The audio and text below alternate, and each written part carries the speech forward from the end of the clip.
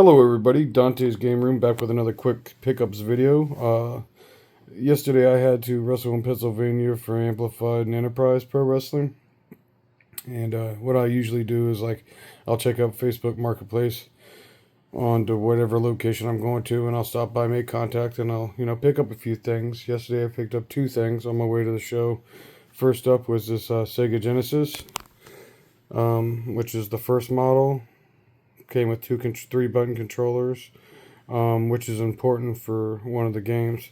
But the first game that I got was Fatal Labyrinth, Altered Beast, NHL Hockey, Fatal Rewind, NFL 95, Joe Montana, of course. And then I got Revenge of Shinobi, Golden Axe, and Forgotten Worlds. And the reason the 3-button controllers are important because this, if you actually need a 3-button controller. If you play it with a 6-button controller, it actually glitches out, and as soon as you start the game, it goes to the kill screen and you're dead. Game's over. There is a way to press the mode button on a 6-button controller to bypass it, but I recommend just playing with the 3-button or getting one. But it was incredibly clean. He said it was his from childhood. He didn't test it because he didn't have a TV he could test it on. So he originally was asking $100, but I got him down to 60. So I got everything for 60 because I didn't know if anything worked or not. And he was honest, and he said he didn't know either. I tested all the games; they work.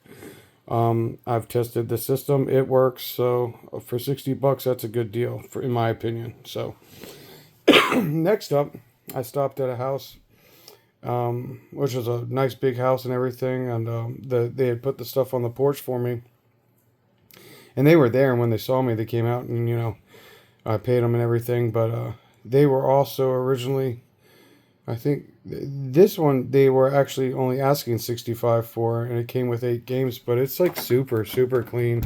I never see, original Xbox, this clean. It was a smoke-free home, obviously, and a pet-free home, it looks like, because I just never come across these things that aren't all scratched up and beat up and full of hair or whatever, smoke damage.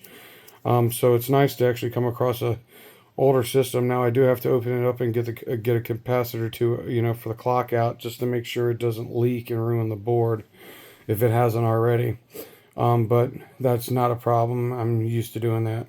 And then I'll probably mod it and put download a bunch of games on it, with the mods, just so I don't have to use the disc or protect the disc. But for $65, I got the system, 2 controllers, and also it came with these games, NCAA Football 2005, and Top Spin, of course, Shark Tale for the kiddos, Harry Potter for the kiddos, Outrun 2, which is a pretty good game. It's not coast to coast, but it's still a pretty good game. Shrek 2, NBA Live 2005, Dance Dance Revolution Ultra Mix 3, Over the Hedge, another one for the kiddos. And then we got Blinks, the Time Sweeper. So a bunch of good games I hope the kids will enjoy. And I will enjoy them too, of course. And then my next pickups actually came from GameStop the day before. And the first one up is the PS4 Monster Hunter World, $6.99. Fatal Labyrinth, $4.99. Not Fatal Labyrinth.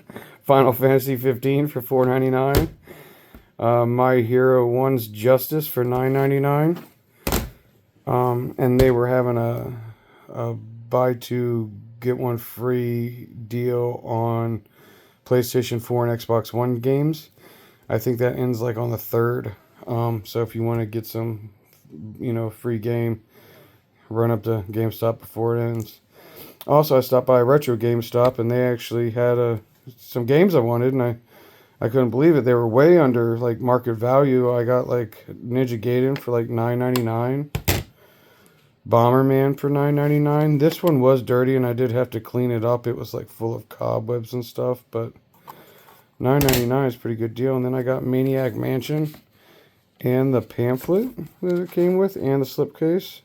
I think this one was I think this one was $12.99. And then I picked up Resident Evil 5. I believe this one was like $4.99. And then I picked up Ninja Gaiden 2. And that was $7.99. And the cashier actually said, if I'd known this was here, I would have bought it. And I said, dude, you work here every day. You got to check the shelves if you want to buy something, you know. And then this last pile of pickups, this came from Walmart. And these were all clearance games. This PlayStation 5 game I got for $10.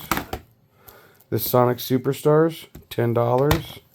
This Sonic Frontiers was actually $19.99, but I got it for my son because he's a huge Sonic fan.